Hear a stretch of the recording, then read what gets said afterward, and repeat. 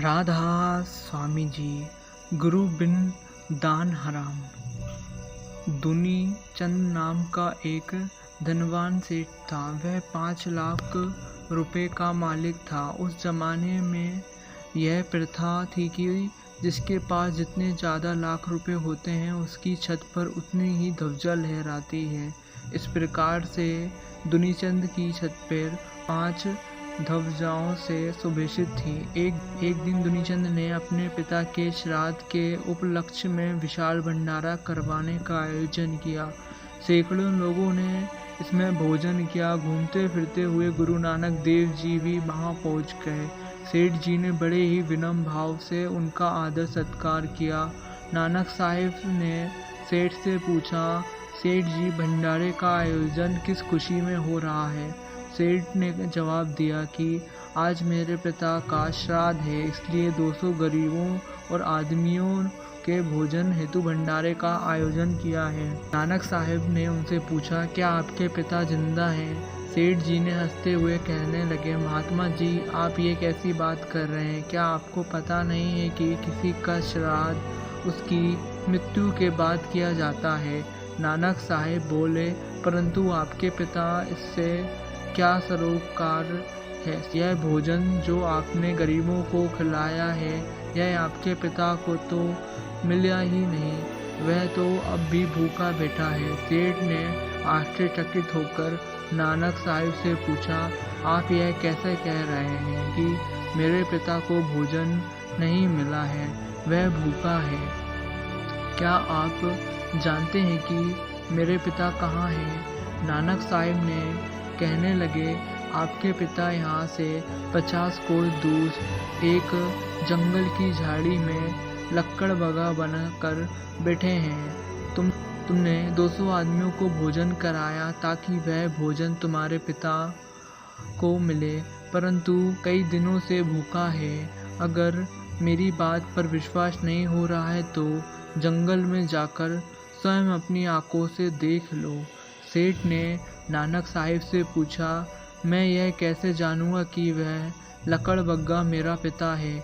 नानक साहिब ने आशीर्वाद दिया और कहा, जब तुम जंगल में उसके सामने जाओगे तो मेरा आशीर्वाद के प्राप्त से वह तुमसे इंसान की भाषा में बात करेगा।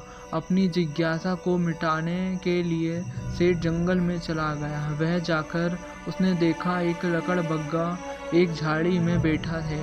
सेठ ने उससे कहा, पिताजी, आप कैसे हैं? लकड़बग्गा ने जवाब दिया, बेटा, मैं कई दिनों से भूखा हूँ। मेरा शरीर में बहुत दर्द है और तकलीफ है। दर्द के मारे मैं चलने फिरने में भी असमर्थ हूँ। सेठ ने आश्चर्य से लकड़बग्गे से पूछा, पिताजी, आप तो बहुत नेक इंसान थे। आपकी धार्मिक प्रकृति जग जाहिर थी। आपने बहुत दान पुण्य किया था, फिर भी आपको लकड़बग्गे की योनि क्यों प्राप्त हुई? लकड़बग्गे ने जवाब दिया कि बेटा, यह सत्य है कि मैंने अपनी तमाम उम्र में नेक और परोपकार कर्मों में बिताए, परंतु मेरा अंत समय में मुझे मांस खाने की इच्छा थी, जिसके फलस्वरूप मुझे लकड़बग्गे का जन्म मिला। इस प्रकार लकड़बग्गे से बातचीत करके सेठ जंगल से लौटकर घर आया और अपने परिवार सहित तुरंत नानक साहिब से मिलकर नतमस्तक होकर उनसे कहने लगे कि आप पूर्ण पुरुष हैं।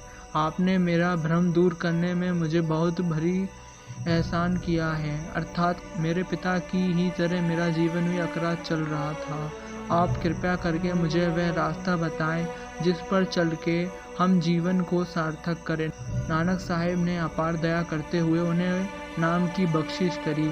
गुरु बिन माला फेरते, गुरु बिन दे दान, गुरु बिन दान हराम है, देखो वेद पुराण। गुरु धारण किए बगैर अज्ञानवश किया गया दान हमारे अहंकार को पुष्ट करता है। अहंकार जीव को अधोगति की ओर ले जाता है। वेद साथ इस बात की पुष्टि करते हैं। राजा नृप 1 करोड़ गायों को रोजाना दान में देते थे, परंतु ऋषियों के श्राप से भी उन्हें अगला जन्म गिरगिट का मिला। संत मत विचार संत कहते हैं कि दान हमेशा योग्य या सुपथ को ही करना चाहिए। मनमानी से किए गए दान का पता नहीं लगता कि वह सुपथ को मिला या नहीं। भूल यदि दान कुपथ को चला जाता है और वह उससे पाप या बुरा कर्म कर देता है तो कुपथ से ज़्यादा पाप दानी को लगता है। राधा स्वामी जी। आशा करता हूँ ये साखी आपको अच्छी लगी हो तो वीडियो को लाइक कर दीजिए एंड चैनल को सब्सक्राइब कर दीजिए। राधा स्वामी जी।